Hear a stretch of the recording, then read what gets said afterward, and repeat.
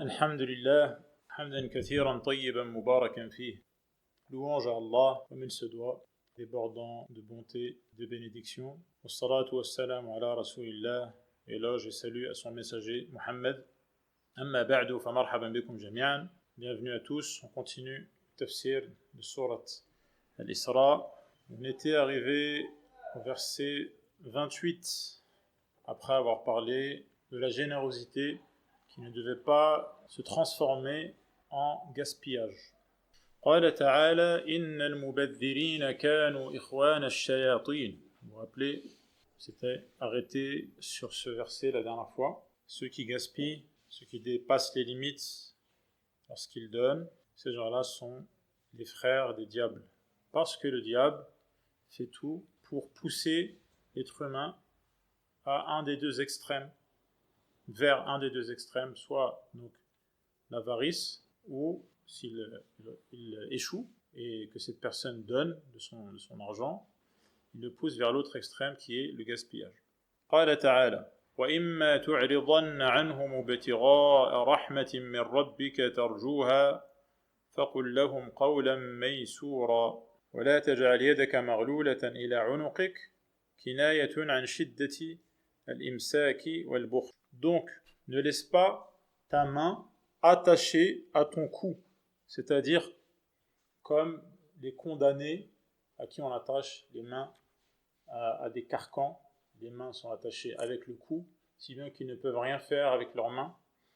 Et c'est une manière de parler des avares qui ne réussissent pas à tendre le bras pour donner, car en fait, leur main est comme attachée, retenue à leur cou. كناية عن شدة الإمساك والبخل ولا تبسطها كل البسط فتنفق فيما لا ينبغي. Également, lorsque tu réussis à dégager ta main et donc à tendre le bras, quand tu réussis à dégager ta main et donc à tendre le bras, ne le tends pas également excessivement, c'est-à-dire en donnant plus qu'il ne faudrait donner. فتنفق فيما لا ينبغي, ou que tu donnes, tu dépenses dans des voies qui ne conviennent pas. Tu achètes des choses qui n'est pas utile d'acheter, ou tu donnes à des gens ou dans des situations où il n'aurait pas fallu le faire. Ou lorsque tu donnes plus que ce qu'il fallait donner. C'est-à-dire, c'est bien de donner, mais il fallait t'arrêter à une limite que toi tu as franchie. Tu as dépassé cette limite. Donc soit donner alors qu'il ne fallait pas donner, ou donner c'est bien, mais c'est trop. Ou l'inverse, être avare et ne rien donner du tout. Donc il faut trouver le juste milieu entre ces extrêmes. Car si tu es victime d'un de ces deux extrêmes, que se passera-t-il? Tu mériteras d'être blâmé, c'est-à-dire qu'on condamne ton attitude et ta manière d'agir. Tu le mériteras. Tu seras donc maloum, condamnable. Mahsoura, et en plus, tu auras les poches vides.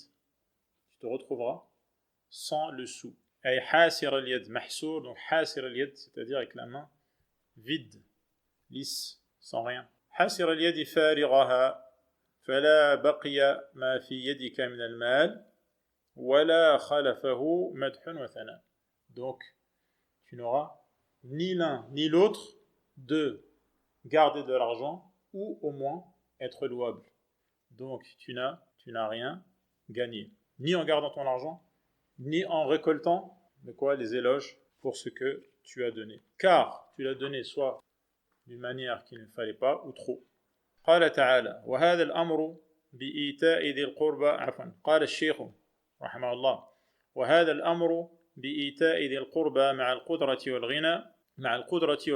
Donc, rappelez-vous, Allah subhanahu wa ta'ala a dit وآت ذا القربى, donc donne, sois généreux envers tes parents, c'est-à-dire ceux avec qui tu as un lien de parenté, les gens de ta famille, les membres de ta famille. Wal miskin, le pauvre, celui qui n'a pas les moyens.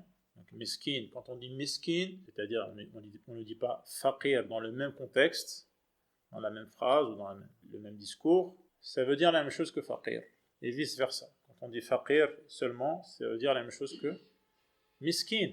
Quand on dit miskin et ensuite on dit faqir, ou l'inverse, miskin, c'est celui qui a des ressources, mais elles ne sont pas suffisantes. Et le faqir, c'est celui qui n'a pas de ressources. Wabn as-sabil, on l'a dit, c'est celui qui est loin de son domicile, son lieu de résidence, et qui n'a pas les moyens de rentrer chez lui. Donc on est encouragé à être généreux avec ces gens-là, quand on a les moyens d'être généreux. D'accord ? Et qu'on a nous-mêmes ce qui nous suffit. Donc on a ce qui nous suffit, et plus, ce plus, on le donne à ces catégories, notamment. Mais celui qui n'a pas les moyens, alors, autre cas de figure, tu n'as pas les moyens, ou actuellement tu ne peux pas dépenser. C'est-à-dire, parce qu'il y a des gens qui ont les moyens, mais ces moyens, justement, c'est pour faire plusieurs choses qui ne laissent plus de place à la charité. D'accord ? Il a les moyens, mais il doit payer son loyer, il doit mettre le plein, il doit réparer ça, il doit payer l'école. Donc il a les moyens, mais il n'est pas en mesure de donner l'aumône. Ou alors carrément il n'a pas les moyens. Que faire dans ce cas-là ? قال فأمر تعالى أن يردوا أو يردوا ردا جميلا. Ces gens-là, donc s'ils viennent te solliciter, toi tu n'as rien, ou tu n'es pas en mesure de leur donner. Comment tu réagis ? Tu réponds d'une manière délicate, d'accord ? Tu utilises des expressions agréables. Tu ne les envoies pas balader, comme on dit. Tu ne réponds pas de manière féroce et méchante. فقال وإما تعرضن عنهم ابتغاء رحمة من ربك ترجوها فقل لهم قولا ميسورا. Donc تعرضن عن إعطائهم إلى وقت آخر.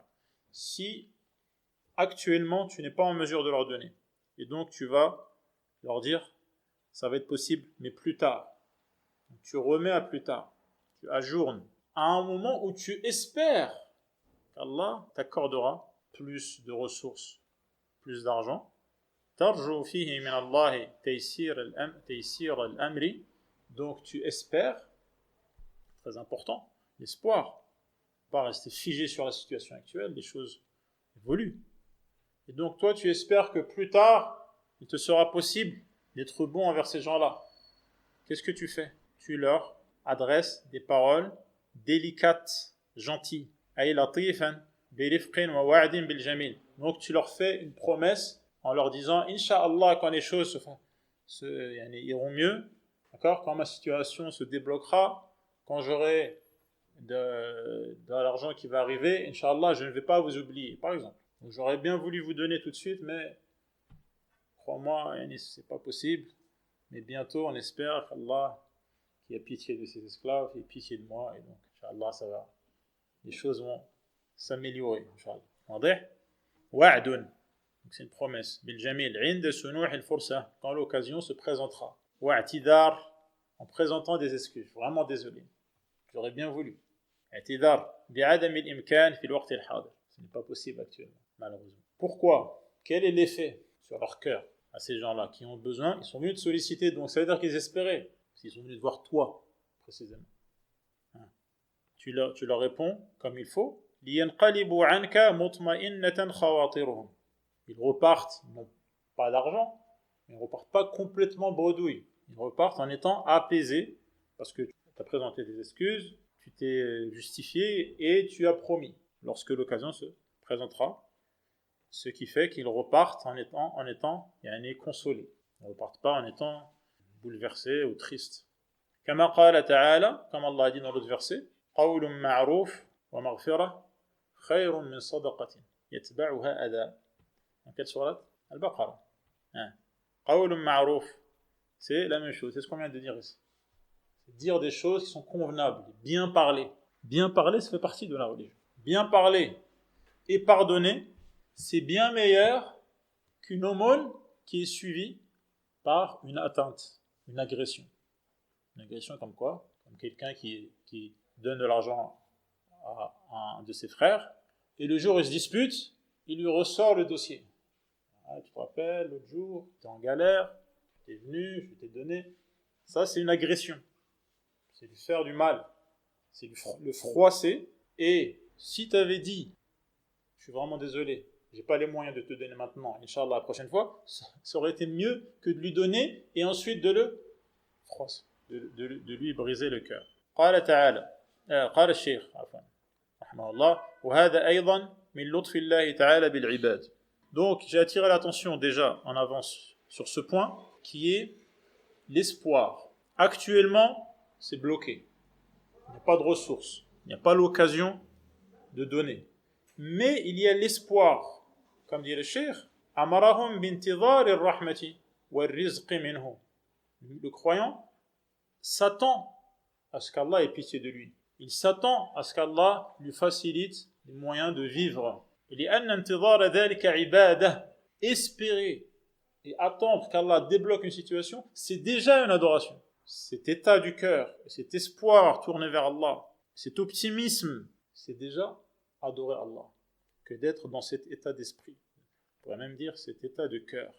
لأن انتظار ذلك عبادة وكذلك وعدهم بالصدقة والمعروف عند التيسر عبادة حاضرة. Également, lorsque tu promets que quand la situation le permettra, tu vas leur donner de l'argent, tu vas être généreux envers eux, et le dire d'une manière qui est agréable et qui fait plaisir, c'est également une adoration.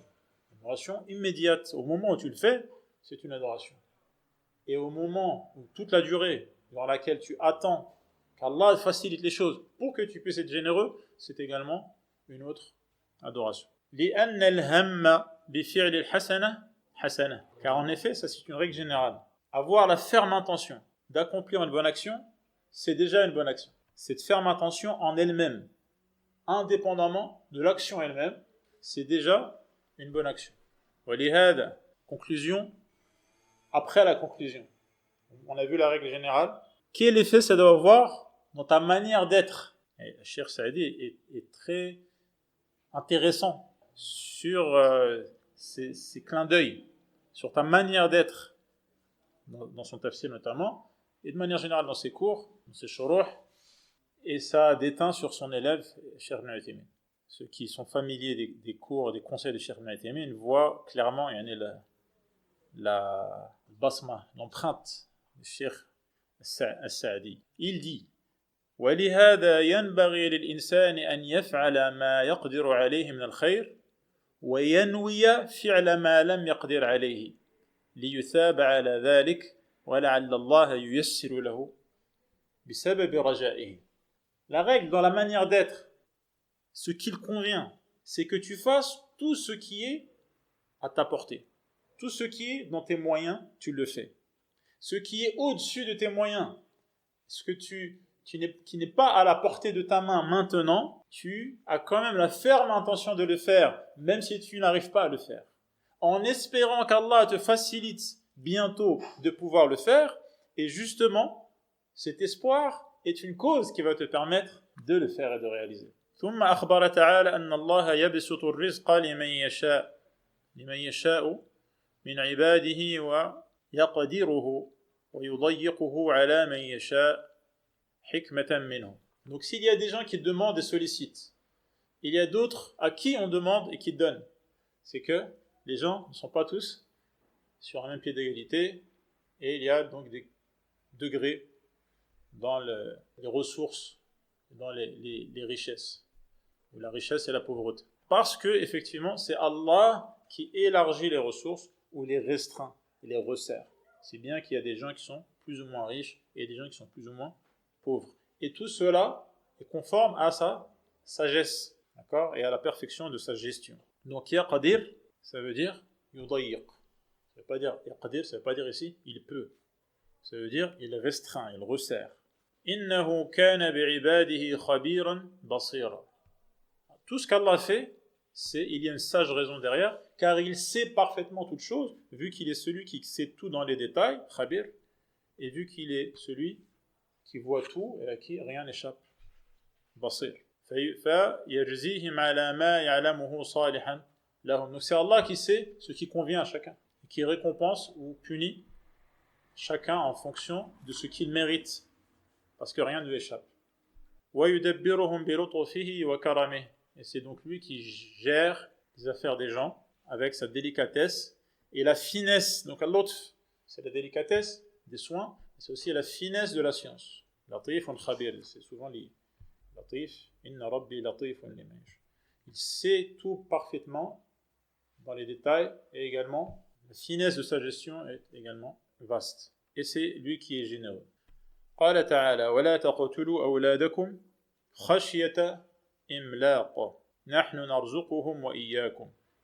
Et dans l'autre verset, donc ولا تقتلوا أولادكم من إملاق. Ici خشية إملاق. Ne tuez pas vos enfants de peur de tomber dans la pauvreté, de devenir pauvre. C'est nous, dit Allah en se donnant l'importance, nahnu. Allah, l'unique, se donne l'importance en disant nahnu. C'est nous qui leur donnons leur subsistance, ce dont ils ont besoin pour boire et manger et continuer à vivre, à vous-même comme à vos enfants.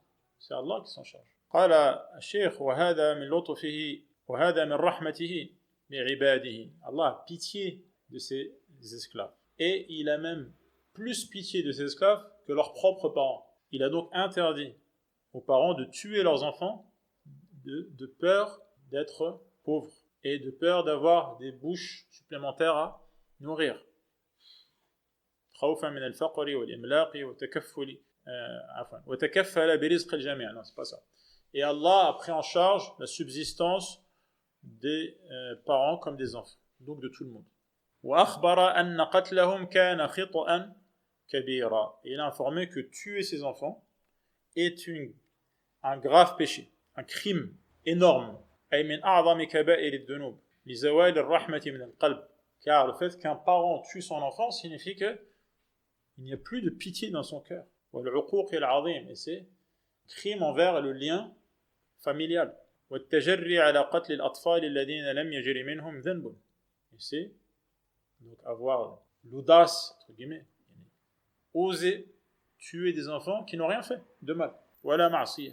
Ce sont encore des enfants, donc ils n'ont aucun péché sur le dos, sur la conscience. قال تعالى ولا تقربوا الزنا إنه كان فاحشة وساء سبيلا. N'approchez pas zina, relation illicite, hors mariage, car cela est un péché exagéré. وساء سبيلا, c'est une voie bien mauvaise. قال الشيخ والنهي عن قربانه أبلغ. Donc, comme vous avez remarqué, l'interdiction ici, comparée au verset d'avant, وَلَا تَقْتُلُوا أَوْلَادَكُمْ. Il est interdit de tuer ceux qui ne méritent pas, comme les enfants. Ici, est-ce qu'Allah a dit وَلَا تَزْنُوا, comme il a dit précédemment وَلَا تَقْتُلُوا? Non.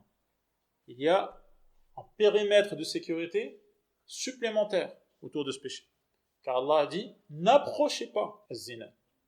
النهي عن قربانه أبلغ, ce qui est donc plus important dans la profondeur de l'interdiction. من النهي عن مجرد فعله. Ce n'est pas seulement l'acte intime qui est interdit, quand il est illicite, c'est même s'en approcher qui est illicite. لأن ذلك يشمل النهي عن جميع مقدماته ودواعيه. C'est donc une interdiction de tout ce qui va amener et aboutir à l'acte intime illicite. فإن من حام حول الحمى يوشك أن يقع فيه. Comme cela est mentionné dans le hadith célèbre. Dans ce hadith, le prophète sallam donne l'image d'un berger qui a un troupeau. Il emmène ce troupeau au pâturage, brouter l'herbe. Dans ce pâturage, il y a des zones privées où il est interdit d'emmener son troupeau. Plus le berger se rapprochera des zones interdites, et plus il prend le risque qu'à un moment, tout le monde sait les moutons, ce sont des moutons. Il suffit qu'il y en ait un ou deux qui rentrent, tout le monde va rentrer. Donc plus il s'éloigne, et plus il est à l'abri. Et plus il s'approche de l'interdit, et plus il prend le risque de le commettre, même s'il n'est pas au départ dans l'interdit. Mais il ne doit pas attendre d'être dans l'interdit. Il doit déjà prendre ses précautions avant, en restant le plus éloigné possible. Donc ça, c'est l'exemple qui est donné par le prophète sallam, qui est parlant. Man hama hawla al-hima yushiku. Donc, il aura vite fait de se retrouver.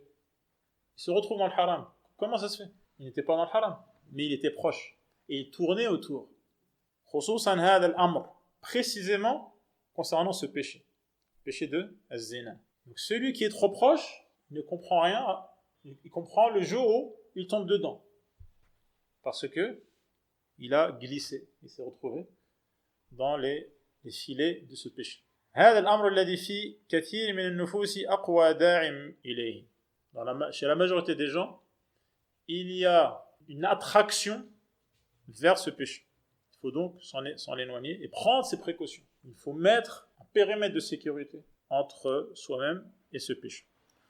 ووصف الله الزنا وقبحه بأنه كان فاحشة. Donc Allah décrit ce péché, zina, relation illicite, hors mariage. Il le décrit d'une manière qui va amener celui qui entend la description à l'haïr, à le détester et à le trouver horrible, moche, dégoûtant, répugnant.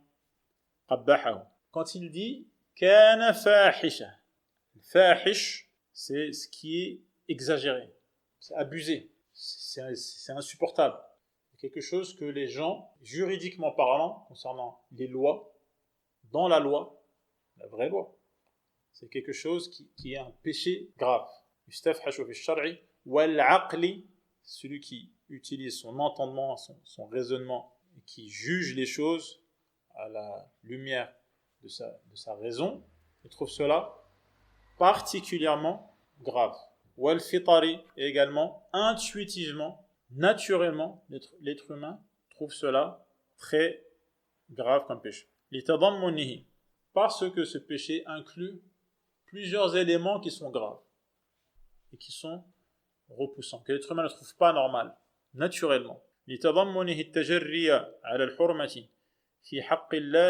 Donc celui qui commet ce péché, il a franchi l'interdit concernant Allah, parce que Allah l'a interdit, concernant la femme en question, donc il a franchi ce qu'il n'aurait pas dû franchir concernant cette femme, et concernant sa famille également, qui sont impactés par ce péché. Ce n'est pas circonscrit à cette femme seulement. Si ce péché est commis sur elle, cela impacte automatiquement toute sa famille autour d'elle, ou son mari si elle est mariée, et cela amène une perturbation dans la filiation qui fait que tel enfant est le fils de tel père. Le fait qu'il y ait ce péché brouille les pistes, et autres méfaits. وقوله وساء سبيلا أي بئس السبيل سبيل من تجرأ على هذا الذنب العظيم. Celui qui a osé, qui a bravé cet interdit, s'est embarqué dans une voie qui est une des pires voies à emprunter. قال تعالى ولا تقتلوا النفس التي حرم الله إلا بالحق. قال الشيخ وهذا شامل لكل نفس حرم الله قتلها. Donc cet interdit qui est de verser le sang illicite, tuer quelqu'un illégalement, alors qu'Allah a interdit de le faire, de manière injustifiée, sans aucun droit. Donc cela concerne toutes ces âmes, petits ou grands, hommes ou femmes, de conditions libres ou non, musulmans ou non, an-nafs, ça inclut tous les cas de figure. Si le meurtre n'est pas justifié, c'est un grave péché. كل نفس حرم الله قتلها من صغير وكبير وذكر وأنثى وحر وعبد ومسلم وكافر له عهد, qu'il soit musulman ou pas, lorsque ce non-musulman a un pacte qui lui accorde l'immunité. إلا بالحق, sauf quand ce meurtre ou le sang est versé de manière légitime. كالنفس بالنفس, comme dans la loi du talion, qui consiste à tuer celui qui a tué, celui qui a commis un meurtre. Donc sa peine, c'est que lui-même également soit tué. Dans ce cas-là, verser le sang de ce meurtrier, c'est justifié, c'est légal. Zani al-muhsan, zani justement, s'il est muhsan, c'est-à-dire qu'il a déjà été marié et qu'il a une relation intime, donc avec coït hors mariage, dans ce cas-là, sa peine, c'est la peine de mort également. Donc al-mufariq lil-jama'a, également celui qui apostasie et quitte les musulmans en quittant leur religion, sa peine également est la peine capitale. Wal-baghi fi hali baghihi idha lam yandafi' illa bil qatl. Donc celui qui est en état d'agression, il agresse autrui, il est donc repoussé dans ce qu'on appelle la légitime justement défense, et dans cette légitime défense, celui qui repousse doit respecter des paliers.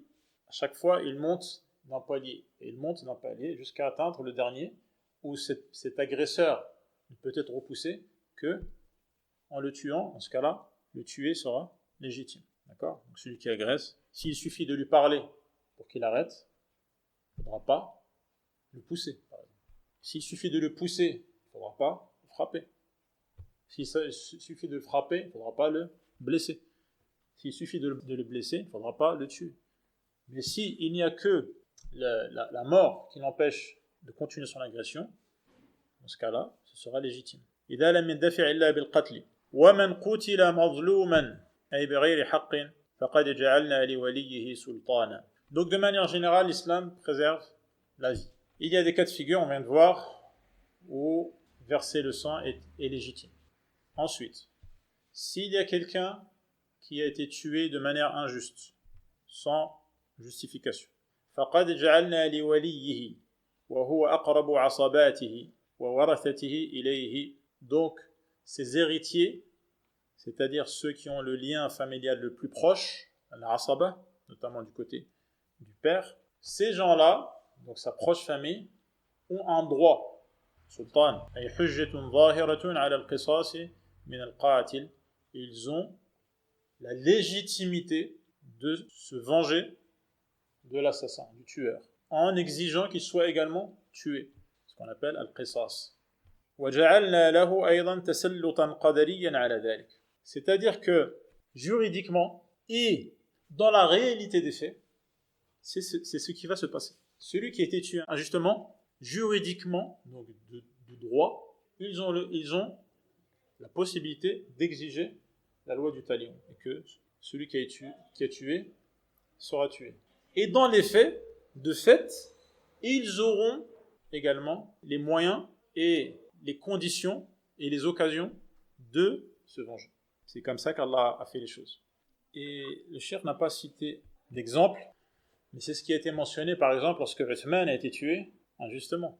C'est la famille de Uthman qui ont gardé le pouvoir des décennies et des décennies. D'accord ? Et certains compagnons savaient que cela allait avoir lieu en se basant sur ce verset. Donc Allah a fait en sorte que les choses se passent comme ça. Que ceux qui sont les proches de celui qui a été tué injustement aient un pouvoir, soit investi dans les faits, donc d'un certain pouvoir. Et il leur a également donné juridiquement dans sa loi, le pouvoir d'exiger le sang de l'assassin. C'est pour ça que le cheikh dit tasallutan qadariyan, et il va reparler ensuite de ça. وذلك حين تجتمع الشروط الموجبة للقصاص. Bien sûr, lorsque les conditions pour exiger la mise à mort de l'assassin, lorsque les conditions sont réunies. Kal-amdi, lorsque le meurtre est un meurtre volontaire, d'accord ? Volontaire, pas une erreur. Une erreur, comme certains chasseurs, par exemple, tirent le gibier et il y a quelqu'un qui passe à ce moment-là, par exemple. D'accord ? Quelqu'un qui ne fait aucune erreur et il a tamponné quelqu'un, il l'a tué. Il n'a rien fait, il n'a pas fait d'excès de vitesse, il n'a pas grillé le feu rouge, il a respecté. C'est une erreur. Donc, lorsque les conditions sont réunies, à savoir que le meurtre est volontaire,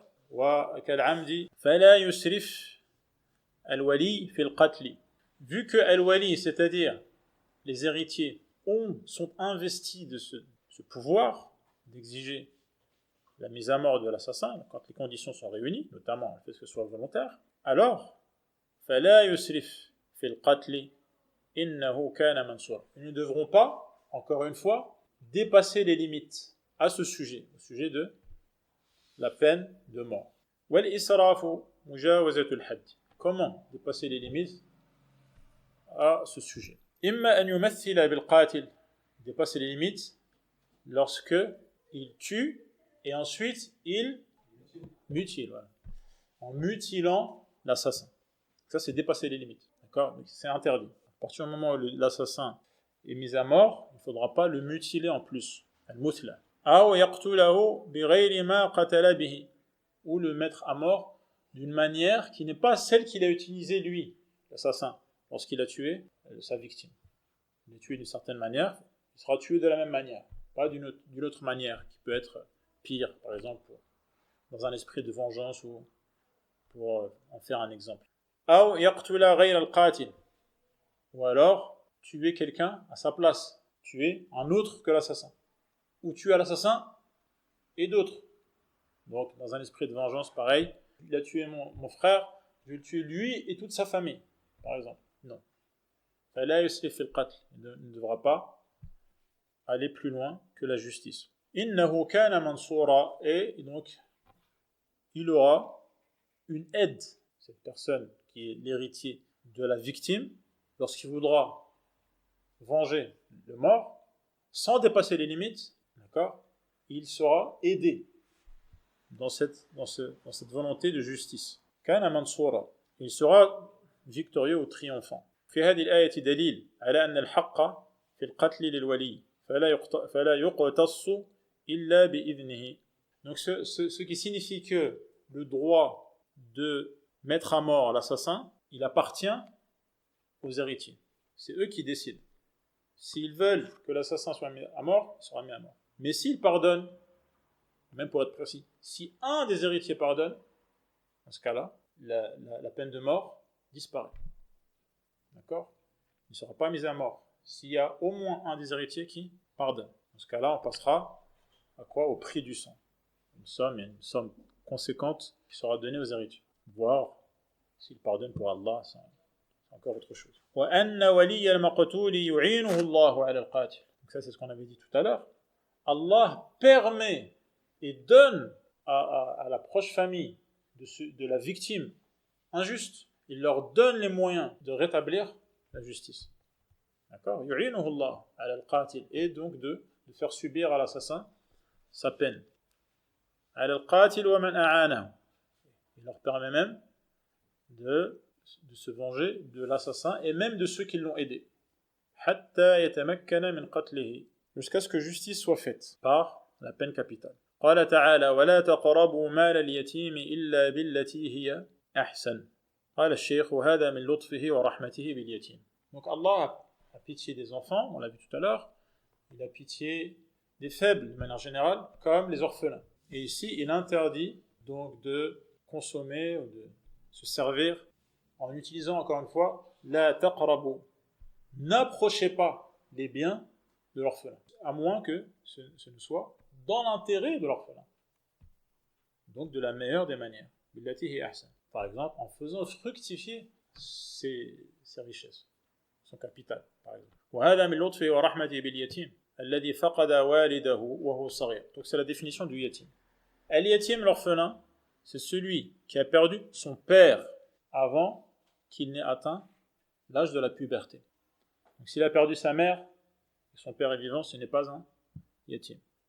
S'il a perdu son père alors qu'il est déjà pubère, ce n'est pas un yatim. Donc son père, qui dans la majorité des cas est celui qui gère tout l'aspect matériel dans la vie de l'enfant, il n'est pas là, l'enfant est petit, il n'a pas les moyens de gérer, il ne s'y connaît pas, il ne sait pas qu'est-ce qui est dans son propre intérêt, il peut avoir de l'argent qui a été laissé en héritage, il ne sait pas comment l'utiliser. Il n'est pas indépendant, il a lui-même besoin d'autrui. Donc Allah a ordonné à sa proche famille de s'occuper de lui et de ses richesses, et donc de prendre soin de lui, donc de prendre soin de cet argent, donc en le préservant pour qu'il ne diminue pas, voire en faisant en sorte qu'il augmente. Donc de ne pas approcher cet argent à moins que ce ne soit de la meilleure des manières, en utilisant cet argent pour engranger des bénéfices par le biais du commerce, donc en ne prenant pas de risque dans le commerce ou dans la manière de le gérer, prendre le minimum de risque ou pas du tout de risque, tout faire pour la croissance de cet argent. Et cette tutelle continue jusqu'à l'âge adulte, religieusement parlant. Il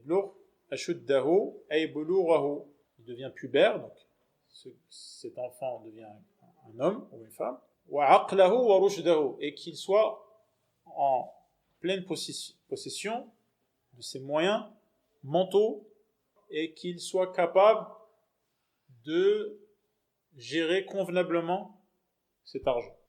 Où il est testé, on lui donne une partie de son argent, on voit comment il gère, et après donc on peut estimer qu'il est capable de gérer tout seul sa richesse. À ce moment-là, donc on lui remet ce qui est à lui de toute manière. فإن آنستم منه رشدا الرشد حفظ المال مع حسن النظر. Donc il sait comment préserver son capital et il a une gestion convenable. فإذا بلغ أشده زالت عنه الولاية. Donc à ce moment-là, le wilaya, la tutelle, donc le fait que quelqu'un d'autre soit responsable de lui et de son argent, ça veut dire que l'enfant, tant qu'il n'a pas atteint ce seuil, il ne peut pas gérer l'argent, il ne peut pas aller acheter des choses avec cet argent, il ne peut rien faire en fait. Il est sous tutelle, il a besoin de la permission de quelqu'un d'autre. Et ensuite, donc cela disparaît. Il est donc responsable lui-même de sa propre personne.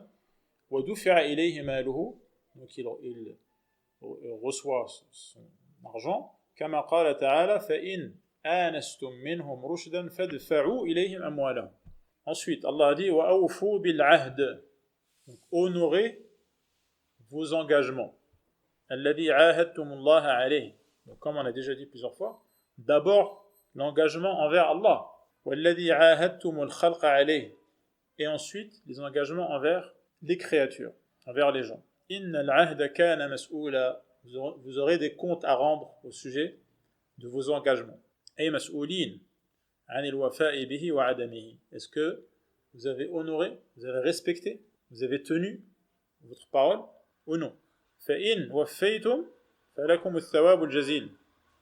وفيتم وفا يفي وفى يوفي.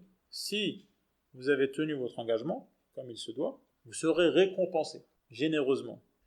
وإن لم تفعلوا, sinon فعليكم الإثم العظيم. Le péché sera grave.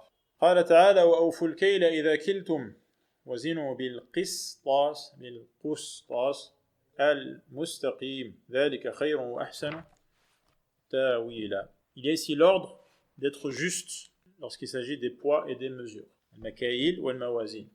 Pas, comme dans la fameuse expression, utiliser deux poids et deux mesures. C'est-à-dire quand il s'agit de ton intérêt, tu as une manière de peser et de mesurer, et lorsqu'il s'agit des biens des autres, tu as une autre manière de peser et de mesurer. Là, qistas al-mustaqim. Il faut être juste, équitable, que cela soit en ta faveur ou non, avec justice et justesse. Min ghayri bakhsin wala naqsin, et donc il ne faut pas diminuer les biens d'autrui en étant donc injuste. Wa yu'khadhu min 'umumi al-ma'na an-nahyu 'an kulli ghish. On en tire la règle générale qui est l'interdiction de toute tricherie concernant les prix ou concernant la marchandise qui est la contrepartie du prix, ou concernant toute transaction sur laquelle il y a un contrat. C'est l'ordre de faire ce qu'il y a de mieux dans la manière de traiter autrui et d'être véridique, de dire la vérité concernant la réalité des choses dans cette transaction et ce contrat. ذلك خير وأحسن تأويلا, c'est ce qu'il y a de mieux à faire et la conséquence sera meilleure. Ta'wil, c'est la conséquence. به يسلم العبد من التبعات وبه تنزل بركة, c'est la manière d'être à l'abri des conséquences néfastes et d'obtenir la bénédiction. Wallahu a'lam. صلى الله على محمد وعلى آله وصحبه أجمعين والحمد لله رب العالمين.